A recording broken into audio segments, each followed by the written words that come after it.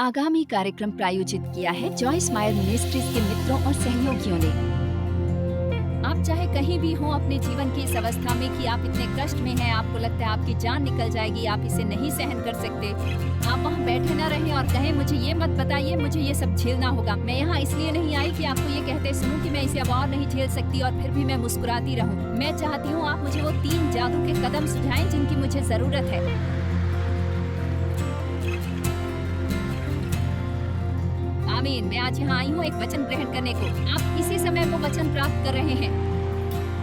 कमर बांध लें और कहें मैं कभी हार नहीं मानूंगी, मैं कभी इसे नहीं छोड़ूंगी।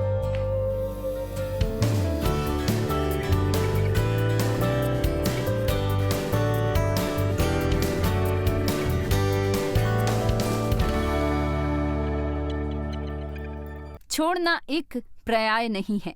आपको शायद महसूस हो कि आप सब छोड़ दें, पर हम आपको ऐसा नहीं करने देंगे। हम आज आपको ये बताने वाले हैं, आपको उठ खड़े होना है। बजाय हार मानने के आप आगे बढ़ेंगे एक नई शुरुआत की ओर जो परमेश्वर ने आपके लिए ठहराई है। हम आज इस पर बात करेंगे कि क्या होता है गड्ढे से महल तक जाना। यूसुफ एक नौजवान लड़का था जिसका एक सपना था। मैं आशा करती हूँ, प्रार्थना करती हूँ कि आपका भी अपने जीवन के लिए एक सपना हो। किसी लक्ष्य या सपने का ना होना एक किस्म से उबाऊ हो जाता है। तो कभी भी सपने देखना बंद ना करें, भले ही कोई भी उम्र हो। सपने देखना ना छोड़ें। आप इसके लिए इतने जवान भी नहीं, इतने बूढ़े भी नहीं, और यहाँ तक यदि आपके जीवन में कुछ टूटे सपने भी हैं, मैं आपको प्रेरित करना चाहती हूँ कि आप फिर से सपने देखें। हम रचे गए हैं, लक्ष्य की ओर बढ़ने वाले लोग हैं। हमें किसी बात के लिए आगे देखने की जरूरत होती है। कुछ ऐसी चीज होनी चाहिए जिसके लिए हम काम कर रहे हों। और इसलिए यदि आप ऐसे व्यक्ति हैं जिसका सपना है और लक्ष्य की तरफ लक्षित होना बहुत ही महत्वपूर्ण बात है। यूसुफ सपने रखने वाला आदमी था। वो एक नौजवान लड़का था जिसका एक सपना था। वो अनुभवहीन था, अपरिपक्व था, उसे बहुत कुछ सीखना था, पर उसका एक सपना था जो परमेश्वर ने उसे दिया था और उसने स्वयं को एक नेतृत्व की भूमिका में देखा। असल में उसने अपने भाइयों को और अपने पिता को देखा कि वो उसके सामने दंडवत कर रहे हैं और वो गया और उसने उन्हें ये बताया, जो बहुत होशियारी की बात नहीं थी। कई बार जो आप अपना भविष्य देख रहे होते हैं उसे अपने तक ही सीमित रखना होता है परमेश्वर को इसे करने देने के लिए, क्योंकि स्वाभाविक है उन्हें ये बहुत अच्छा नहीं लगा। उसके भाई जो उससे बहुत ईर्ष्या करते थे, असल में वो उससे नफरत करते थे। उन्होंने ये फैसला किया कि वो उससे छुटकारा पाएंगे। देखते हैं उत्पत्ति अध्याय 37 वचन 18 से शुरू करते हुए। जो ही उन्होंने उसे दूर से आते देखा तो उसके निकट आने से पहले ही उसे मार डालने का षड्यंत्र रचा और वे आपस में कहने लगे, देखो वो स्वप्न देखने वाला आ रहा है। आप जानते हैं कि कई बार, खासकर जब आप नकारात्मक लोगों के आसपास होते हैं जो अपने जीवन में कुछ नहीं करना चाहते, वो आपसे नाराज हो जाएंगे क्योंकि उनका कोई सपना नहीं। आमीन। इसलिए आओ हम उसको घात करके किसी गड्ढे में डाल दें। आप जानते हैं शैतान हमेशा हमारे लिए कैसे कैसे गड्ढे खोदता है और कोशिश करता है कि वो हमें उसमें डाल दे। चाहे ये अवसाद का गड्ढा हो, निराशा का गड्ढा हो, गरीबी का गड्ढा हो, बीमारी और रोग का गड्ढा हो, वो हमेशा चाहता है कि हम ऐसी जगह पर हों बजाय चोटी पर होने के जहां परमेश्वर हमें चाहते हैं। तो आओ चलिए उससे घात करें और उसे किसी गड्ढे में डाल दें। फिर हम जाकर झूठ बोलेंगे अपने पिता से। खैर, हम उसे गड्ढे में देखते हैं। चलिए अब हम चलें उत्पत्ति 41 वचन 38 से शुरुआत करते हुए, और हम यहां उसे एक अलग ही परिस्थिति में देखते हैं। अब हम उसे एक महल में देखते हैं। और फिरौन ने अपने नौकरों से कहा, क्या हमको ऐसा पुरुष जिसमें परमेश्वर का आत्मा रहता है मिल सकता है? अब बहुत से साल गुजर चुके हैं इस गड्ढे की वारदात के बाद, और अब जो हम देख रहे हैं और 1 मिनट में, और हम बाकी का समय इसमें बिताएंगे कि इस दौरान क्या किया जाए, क्योंकि बहुत बार हम बस सिर्फ इसी बारे में कहते हैं कि हमारा एक सपना है, और फिर हम इस बारे में बात करते हैं कि ये कितना बढ़िया होगा जब साकार होगा, पर हमें बीच के अरसे की बात करनी है, क्योंकि बहुत से लोग इस बीच के अरसे से उबर नहीं पाते। इसलिए आज मैं आपसे सचमुच बहुत प्रैक्टिकल होने जा रही हूँ और आपको बताऊंगी कि कैसे जाया जाए गड्ढे से महल तक। बस गड्ढे से निकलने भर का ही सपना ना देखिए, पर जानिए कि आपको क्या करने की जरूरत है जब आप बीच में होते हैं, और ये भी समझ लें कि आपके जीवन में क्या हो रहा है। कितने महसूस करते हैं कि आप बीच में हैं? और फिरौन ने यूसुफ से कहा, परमेश्वर ने तुझे इतना ज्ञान दिया है कि तेरे तुल्य कोई समझदार और बुद्धिमान नहीं। उस अनुग्रह की ओर देखिए जो परमेश्वर ने इस नौजवान को अब दिया है। तू मेरे घर का अधिकारी होगा और तेरी आज्ञा के अनुसार मेरी सारी प्रजा चलेगी। केवल राजगद्दी के विषय में मैं तुझसे बड़ा ठहरूंगा। केवल राजगद्दी के विषय में मैं तुझसे बड़ा ठहरूंगा। फिर फिरौन ने यूसुफ से कहा, मैं तुझको मिस्र के सारे देश के ऊपर अधिकारी ठहरा देता हूँ। तब फिरौन ने अपने हाथ से अंगूठी निकाल के यूसुफ के हाथ में पहना दी और उसको बढ़िया मलमल का वस्त्र पहनवा दिया और उसके गले में सोने की जंजीर डाल दी। खैर खैर खैर, उसका सपना साकार हो गया। ऐसा क्यों है कि कई बार लोगों के सपने साकार नहीं होते? क्योंकि वो वे सब करने को राजी नहीं जो यूसुफ ने किया अपने गड्ढे से महल के सफर में। ये एक किस्म से कठिन होता है और ये कुछ अजीब भी लगता है जब आपको उससे कहीं ज्यादा इंतजार करना पड़े जो आपने सोचा था, और आपके बर्दाश्त से ज्यादा जीवन में आपको मूल्य चुकाना पड़े जो आपने सोचा भी नहीं, और ये बस चलता रहता है, चलता रहता है, चलता रहता है, चलता रहता है। पर वे लोग जो हार मानने से इनकार करते हैं, वे लोग जो आस नहीं छोड़ते, मैं आपसे वादा करती हूं, यदि आपने हार नहीं मानी, आपने आस नहीं छोड़ी, आप अवश्य पहुंचेंगे फिनिश लाइन तक। आप फिनिश लाइन तक पहुंच जाएंगे। शैतान ने हम में से ज्यादातर के लिए गड्ढा खोदा है। मेरे लिए तो खोदा ही था और मुझे यकीन है उसने आपके लिए भी खोदा है। मैं इतनी श्योर हूं कि यदि आप मेरा प्रोग्राम देखते हैं और आपने मेरी बहुत सारी शिक्षाएं सुनी हैं, आप मेरी गवाही के बारे में जानते हैं। पर यदि आपको नहीं पता तो मेरे पिता ने ही मेरा यौन शोषण किया और उस परिस्थिति में मुझे मेरी माँ द्वारा अकेला छोड़ दिया गया क्योंकि उसमें कुछ करने का साहस नहीं था। और जब भी आपके साथ ऐसा बर्ताव होता है, आप में से बहुत से लोग जानते हैं कि मैं किस बारे में बात कर रही हूं, तो बहुत ही मुश्किल होता है इस बिगड़े हुए रूप से शुरुआत करना। पता है, आपके पास सही प्रेम नहीं है, आप नकारा हुआ महसूस करते हैं, हर किस्म के अजीब विचार आते हैं, भावनाओं में अजीब सी उलझन होती है, तो इसलिए सालों साल लग जाते हैं उससे बहाल होने में। और ये भी यदि आपको पता हो कि कैसे ठीक होना है या आप इस पर विश्वास भी करते हो कि आप ठीक हो सकते हैं। मैंने बहुत से साल इसी में बिताए ये ना जानते हुए कि उस गड्ढे से कैसे निकलना है और किसी दिन सचमुच में बढ़िया जीवन जी सकती हूँ। मैंने शैतान के झूठों पर विश्वास किया। मैं यहाँ बस आपको प्रोत्साहित करना चाहती हूँ कि परमेश्वर व्यक्तियों का आदर नहीं करते और जो वे एक के लिए करते हैं उसे वो किसी के लिए भी करेंगे। परमेश्वर की प्रतिज्ञाएं हैं उन सब के लिए जो भी इसे पाना चाहें। और यदि आप किसी ऐसे व्यक्ति को देखते हैं जो गड्ढे से निकलकर महल तक आया हो और उस स्थान तक पहुंचा हो जहाँ वो बढ़िया जीवन जी रहा हो, हम उसे महल कहेंगे। मैंने कहा आप भी वहां हो सकते हैं, आप भी वहां हो सकते हैं। पर अब सुनिए, आप परीक्षा पास करके ही गवाही पाते हैं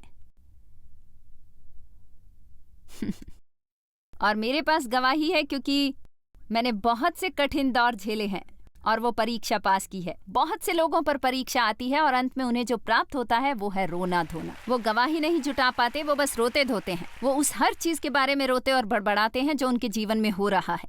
अब यदि आप यूसुफ की कहानी के बारे में काफी कुछ जानते हैं, बहुत से जानते हैं, बहुत से नहीं भी जानते, पता है मैंने पाया है कि बस पिछले कुछ महीनों में भी ये बड़े कमाल की बात है कि वे लोग जो इन कॉन्फ्रेंसेस में भी आते हैं उन्हें सचमुच शास्त्र वचन का बिल्कुल भी ज्ञान नहीं। आप भूखे लोग हैं और आपने किसी बात की चमक देखी है शायद टीवी प्रोग्राम देखते हुए, और शायद कोई आपसे ये बातें साझा करता रहा है। वहाँ बस एक आशा है कि शायद हालात आपके लिए बदल जाएं, पर आप परमेश्वर का वचन नहीं जानते। हाल ही में मैंने एक कॉन्फ्रेंस में पूछा कितने लोग यशायाह 61 से अनजान हैं, जो बात करता है कि कैसे परमेश्वर हमें राख के बदले सुंदरता देंगे। शायद 70% लोग होंगे जिन्होंने हाथ उठाए।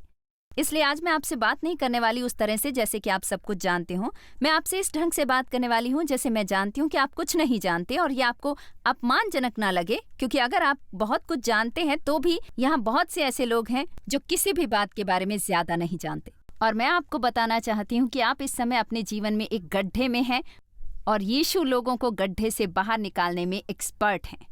वही हैं जिन्होंने कहा अगर वहां गड्ढे में एक भेड़ है तो वे 99 को छोड़कर आएंगे और वे जाकर उसे निकालेंगे जो गड्ढे में है। और मैं आपको बता दूं कि यदि केवल आप एक ही हैं जो गड्ढे में हैं, यीशु आना चाहते हैं और आपको गड्ढे से निकालना चाहते हैं। आमीन। और मैं चाहती हूं कि आप जान लें कि आपको अपने जीवन के लिए एक सपना रखना बहुत जरूरी है। हम में से बहुतों के लिए ये पुरानी बात है जो बहुत लंबे समय से यहाँ है, पर आप अपने जीवन के लिए एक सपना रख सकते हैं। आपको वहां ही रुकने की जरूरत नहीं जहां आप हैं। शानदार जीवन पा सकते हैं, पर वहां कुछ बातें होंगी जिन्हें आपको निपटाने की जरूरत होगी, और वहां ऐसे दौर होंगे जहां आपको वफादार रहने की जरूरत है, पक्के इरादे की, निष्ठावान होने की और हार मानकर न छोड़ने की। जैसा कि मैंने कल कहा था, परमेश्वर के साथ विजय कोई एक्सीलेटर पर चढ़ना नहीं, ये विश्वास का चलन है, एक समय पर एक एक कदम। और हम हर बात नहीं समझते, पर मैं आपको बता दूं, ध्यान से सुनिए, ये बहुत ही महत्वपूर्ण है आपके लिए। आप जिस भी हाल से गुजर रहे हैं, यदि आप परमेश्वर पर भरोसा रखेंगे, वे इसे आपकी भलाई के लिए इस्तेमाल करेंगे, आपके लाभ के लिए।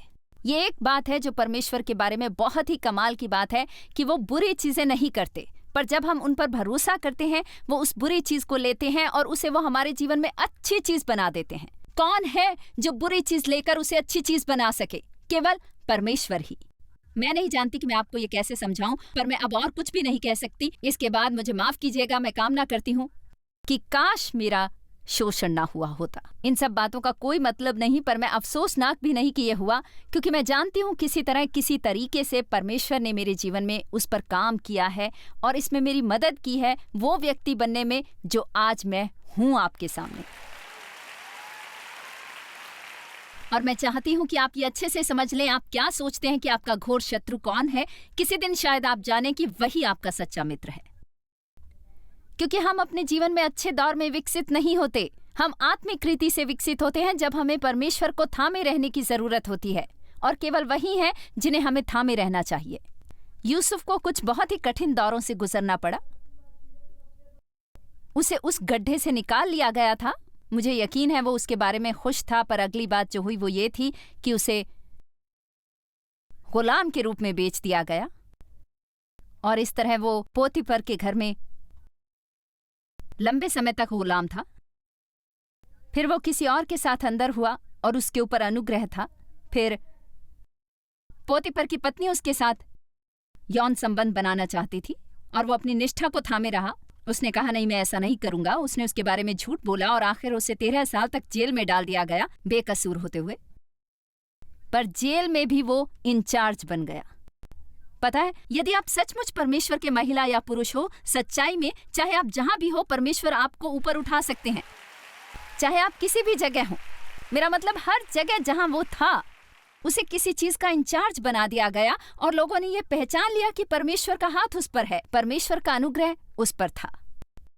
कहीं भी इसका लिखित लेखा नहीं है कि यूसुफ का रवैया क्या था और उसके विचार क्या थे और उस दौर में उसने स्वयं कैसा व्यवहार किया, पर यह शास्त्र वचन में बिल्कुल स्पष्ट है कि वो बहुत ही सकारात्मक व्यक्ति था, बहुत बढ़िया रवैया रखता था।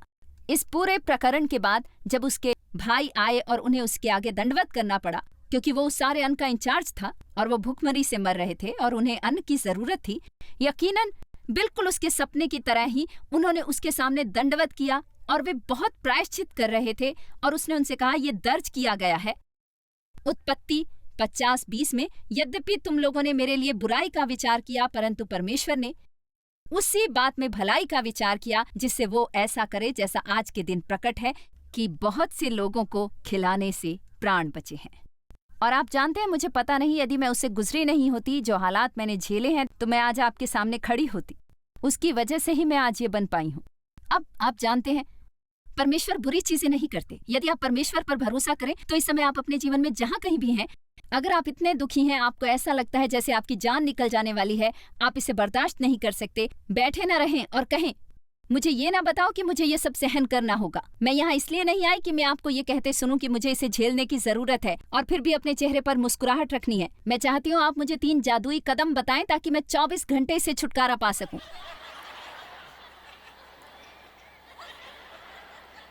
आमीन। मैं आज यहाँ आई हूँ वचन प्राप्त करने, और आप इसी वक्त वचन प्राप्त कर रहे हैं। अपनी कमर कस लें और कहें मैं कभी हार नहीं मानूंगा, मैं कभी आस नहीं छोड़ूंगा।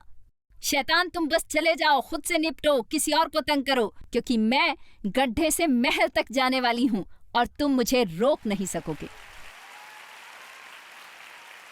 ये बहुत कमाल की बात है यदि आप में भरपूर पक्का इरादा है। समय आ गया है, आप गड्ढे से बाहर निकलें। चलिए देखें जकरिया 9 वचन 11 और 12। चलिए देखते हैं। तू भी सुन, क्योंकि मेरी वाचा के लहू के कारण मैंने तेरे बंदियों को बिना जल के गड्ढे में से उबार लिया है। क्योंकि मेरी वाचा के लहू के कारण मैंने तेरे बंदियों को बिना जल के गड्ढे में से उबार लिया है। प्रभु का धन्यवाद, क्योंकि मसीह के लहू के कारण हम लोग आजाद हुए। कोई भी गड्ढा आपको रोक नहीं सकता उसके कारण जो मसीह ने आपके लिए किया। कोई गड्ढा नहीं रोक सकता। और मुझे बहुत बहुत बहुत पसंद है वचन 12। हे आशा धरे हुए बंदियों, गढ़ की ओर फिरो। मैं आज ही बताता हूं कि मैं तुमको बदले में दूना सुख दूंगा। अब वो क्या कह रहा है? यदि आप आशा के बंदी हो, बस कल्पना करें, यदि आप आशा के बंदी हो। और एक बार मैंने ऐसा किया, मैंने प्लेटफॉर्म पर एक जेल की कोठरी बनाई, मैं इसके अंदर गई और इसके ऊपर एक शीर्षक लिखा था आशा। और मैंने कहा यदि आप आशा के बंदी हो, दूसरे शब्दों में आप आशा से दूर नहीं जा सकते, आप आशा नहीं छोड़ेंगे। आप आशा के साथ ताले में बंद हैं, आशा के साथ जेल में हैं। पता है, किसी ऐसे को हराना असंभव है जो आशा रखनी बंद नहीं करता कि वे अपने जीवन में बदलाव देखने वाले हैं। अब आप में से यहाँ कुछ उदासी लेकर आए, पर आप बाहर जाएंगे खुश होकर। शायद आप में से कुछ आए हो नाराज होकर और आप बाहर जाएंगे खुश होकर। और आप में रवैया होगा आत्मविश्वास का और भरोसे का कि परमेश्वर वो हर बुरी बात जो आपके साथ हुई है उसे दूर कर सकते हैं और वो उसे अच्छे के लिए कारगर कर सकते हैं। न केवल आपको वो वापस करेंगे जो आपने खोया है, पर आपने जो खोया है उससे दुगना देंगे। मैं इसे कहती हूं ट्रबल के लिए डबल पाना। आमीन। पता है, शैतान हमेशा कोशिश करता है हमें गड्ढों में फेंकने की, क्योंकि देखा जाए तो वो जानता है कि अंत में वही वो होगा जिसे गड्ढे में फेंका जाएगा। देखते हैं प्रकाशित वाक्य 20 पहले 3 वचन। उसका स्पष्ट चित्र दिखाते हैं कि कैसे वो बंधा हुआ पड़ा होगा अथाह कुंड में हजारों सालों तक। इसलिए वही है जो गड्ढे की तरफ जा रहा है, तभी वो इतना तमाशा कर रहा है ताकि वो हमें गड्ढे में फंसाए रखने की कोशिश कर सके। आमीन। अब जब आप गड्ढे से महल की राह पर हैं, मैं चाहती हूं आप मेरे साथ सहज हो जाएं इसे समझने के लिए, ताकि आपको विजय प्राप्त हो। मैं नहीं चाहती आप बीच में ही हार माने। उस तरह के व्यक्ति ना बने जो हमेशा शुरू करता है और थोड़ी मुश्किल होते ही वापस दौड़कर स्टार्टिंग लाइन पर आ जाता है, हार मान लेता है, फिर सब दोबारा से शुरू करता है। गड्ढे से महल तक का समय परीक्षा का दौर होता है। वो हमारे चरित्र की परख करते हैं। वो हमें परमेश्वर का महिला या पुरुष बनाते हैं जिसकी उन्हें जरूरत है कि हम बने, धरती पर उनके प्रतिनिधित्व के लिए। पता है, जब मैं 1976 में थी, परमेश्वर ने मेरे जीवन को छुआ और मुझे परमेश्वर से एक सच्चा वचन प्राप्त हुआ कि मैं दुनिया भर में सुसमाचार का प्रचार करने वाली हूं, जो मैं अगर आपसे ईमानदारी से कहूं तो बिल्कुल पूरी तरह बकवास था, असंभव से भी बढ़कर असंभव। ये बस ऐसा था जैसे ये हो ही नहीं सकता जब तक ये परमेश्वर न होते। और मैंने सोचा जैसे ज्यादातर लोग सोचते हैं जब वे परमेश्वर से सुनते हैं कि बस सुबह तो मेरी बहुत बड़ी मिनिस्ट्री होगी। तो आपको पता है ये इस तरह नहीं हुआ। मेरे बहुत से ऐसे वर्ष थे जिन्हें मैं कहती हूँ खामोश वर्ष, जहां बस मैं ही थी और परमेश्वर थे और मेरा सपना, और शैतान मुझे बता रहा था मैं पागल हो गई हूँ। और मुझे छोटे छोटे अवसर मिलते। मैंने 5 साल तक एक होम बाइबल स्टडी में पढ़ाया, फिर एक दूसरी भी जोड़ दी उसके साथ। फिर परमेश्वर ने मुझे एक शेल्फ पर रख दिया और मैंने बहुत साल तक कुछ नहीं किया। वो बहुत मुश्किल था। और आपको पता है, जब मैंने चर्च में काम किया 5 साल तक मैं किसी और की अथॉरिटी के अधीन रही। और फिर मुझे लगा कि परमेश्वर चाहते हैं कि हम बाहर जाएं, उत्तर, दक्षिण, पूरब और पश्चिम में। और इस तरह आप जानते हैं कि तब मुझे चर्च से वेतन नहीं मिल रहा था। मुझे अपने वेतन के लिए परमेश्वर पर विश्वास करना पड़ा। मैंने बहुत सी छोटी छोटी मीटिंग्स की ऐसे स्थानों पर जहां कोई नहीं जाना चाहेगा। मेरा मतलब है, आज यहाँ इस एरिना में होना अच्छा है जो खूबसूरत लोगों से भरा हुआ है, और मेरे लिए यही वो महल है। पर मैं आपको बता दूं, गड्ढे से महल तक मेरे रास्ते में मुझे बहुत सी बातें करनी पड़ी और बहुत सी जगहों पर जाना पड़ा जहां जाकर आप बिल्कुल भी उत्साहित नहीं हो सकते थे। मुझे पता है एक बार से ज्यादा कई बार मैं इन छोटे छोटे बैंक्वेट सेंटर्स पर गई और मुझे फर्श पर से पार्टी के बाद पड़ी हुई चिकन लेग्स की सफाई करनी पड़ी मीटिंग से एक रात पहले। मेरा मतलब हम लोग बिल्कुल मेरी तरह ही हुआ करते थे। डेव और ये एक आदमी जो हमारा वर्कशॉप लीडर था, यही थे हम। डेव ट्रक चलाते थे, वो सारे साधन जुटा कर लाते थे, हम सब उन्हें सेट करते थे। मैं प्रचार करती, प्रार्थना करती, मैंने सेवकाई की और वो भक्ति वाला व्यक्ति गा सकता था, गिटार बजाता, पियानो बजाता था और एक पाँव से वो ड्रम मशीन बजाता था, एक पाँव से, और वही हमारा बैंड हुआ करता था। आमीन। और मैंने यही किया सालों साल, सालों साल, सालों साल। और मुझे खुशी है कि मैट रेडमन आज हमारे साथ हैं। मेरा मतलब महान वर्शिप लीडर्स में से एक और संसार भर के सॉन्ग राइटर्स में से एक। और यहाँ कुछ ही सप्ताह में हमारे साथ होंगे इज़राइल टोटन। मेरा मतलब है पिछले हफ्ते हमारे साथ थे मार्टिन स्मिथ और हमारे साथ बहुत तरह के लोग आए। हमारे पास कैलिफोर्निया से आए थे जीसस कल्चर। और इसीलिए पता है अब हम सर्वोत्तम से सर्वोत्तम को ला सकते हैं। पर मैं बता दूं, मेरे पास एक व्यक्ति था जो अपने पाँव से सब कुछ कर सकता था कई सालों तक, और मैं उससे इतना तंग आ गई। मैं चाहती हूँ कि आप मुझे सुने। मैं उससे इतना तंग आ गई क्योंकि जब आपका विजन बड़ा होता है तो आप छोटी चीज से एक्साइटेड नहीं होते। चलिए भी, शायद आपके जीवन के लिए आपका बड़ा विजन हो, जहाँ ये भी हो कि कर्ज से निकलना है या विवाह करना है या अपने बच्चों को बदलते देखना है या घर को साफ करना है या पाना है। पर मैं परमेश्वर से प्रार्थना करती हूँ और आशा करती हूँ कि आपके पास किसी किस्म का विजन हो उससे बेहतर के लिए जो अभी आपके पास है। और पता है परमेश्वर क्या करते हैं जब आप अपने सपने को पूरा करने की राह पर हैं? वो आपको छोटी छोटी झलक दिखाएंगे इसकी कि वहां पर अभी भी आशा की किरण है,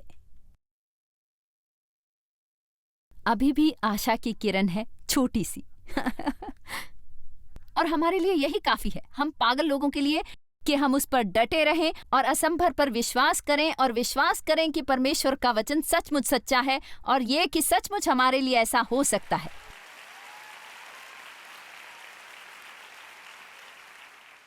आप हार नहीं मान सकते और आशा नहीं छोड़ सकते। आपको अपनी परीक्षा पास करनी होगी। उनके साथ रहकर आप कभी फेल नहीं होते। आप बस टेक ओवर करते चले जाते हैं, डू ओवर्स, जब तक कि आप पास नहीं होते। क्या कोई समझ रहा है? आप वही टेस्ट 200 बार ले सकते हैं। क्या कोई समझ रहा है इसे? आप वही टेस्ट 200 बार ले सकते हैं। पर मैं आपको कुछ बता दूं, यदि इस समय आप स्वयं को पाते हैं चक्करों में घूमते हुए, बार बार उसी पहाड़ के इर्द गिर्द, बार बार बार बार बार बार, आप क्यों नहीं जाग जाते और कहते ये कारगर नहीं हो रहा? शायद मुझे बस चाहिए कि मैं वो करूं जो परमेश्वर चाहते हैं कि मैं करूं। क्या कोई ये करने को तैयार है? बस उसे अपनाने पर जो परमेश्वर चाहते हैं आप करें, क्योंकि परमेश्वर अपना इरादा नहीं बदलेंगे।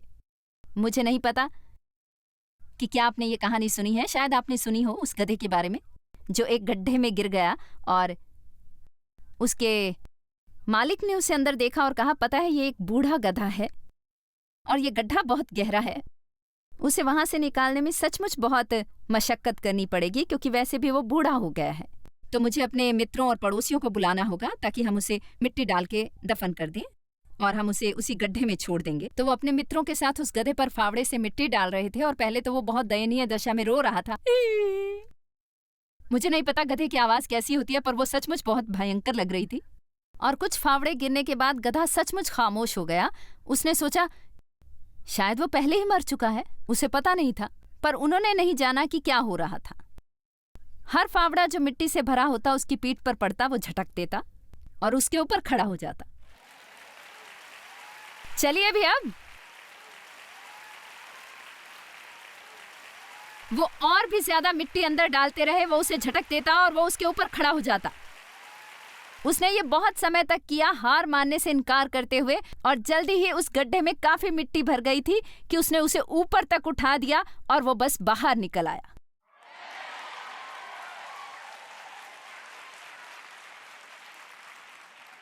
अब मुझे नहीं पता आप अपने गड्ढे में उस मिट्टी के साथ क्या करने वाले हैं जो आपके ऊपर डाली जा रही है, पर मैंने फैसला किया है कि मैं उसके ऊपर खड़ी होंगी और बाहर निकलूंगी, और चाहती हूं कि आप भी ऐसा ही करें। परमेश्वर की महिमा हो। कहीं मत जाइए, जॉयस अभी वापस आएंगी क्लोजिंग कमेंट्स के साथ। सारा समय हम सब लोग हतोत्साहित महसूस करते हैं, या शायद ये कि हमें आशा छोड़ देनी चाहिए, पर मैं चाहती हूँ कि आप ये जानें कि परमेश्वर हर परिस्थिति में वफादार हैं। असल में रोमियो 8:28 के अनुसार परमेश्वर उसका इस्तेमाल कर सकते हैं जो आप पर गुजर रही है और उसे अच्छाई में बदल सकते हैं। इसलिए एक बात जो परमेश्वर चाहते हैं कि आप करें वो है कि आप अपना मन बना लें कि आप कभी हार नहीं मानेंगे। मैंने अक्सर कहा है कि ये मेरी सबसे बढ़िया ताकतों में से एक है। बहुत सी बातें थी जो मुझे समझ नहीं आई और बहुत सी जो इतनी बुरी ठेस पहुंचाती थी, पर मैंने ये पक्का इरादा कर लिया था कि मैं हार नहीं मानूंगी। परमेश्वर आपको आशीष दें।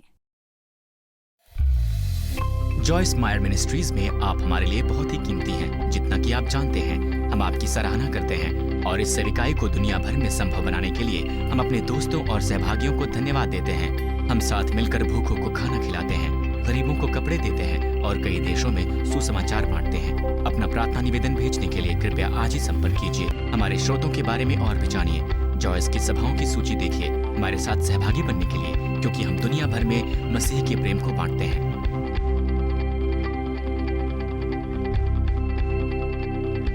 इसका खर्च उठाया है जॉयस मायर मिनिस्ट्रीज के मित्रों और सहयोगियों ने।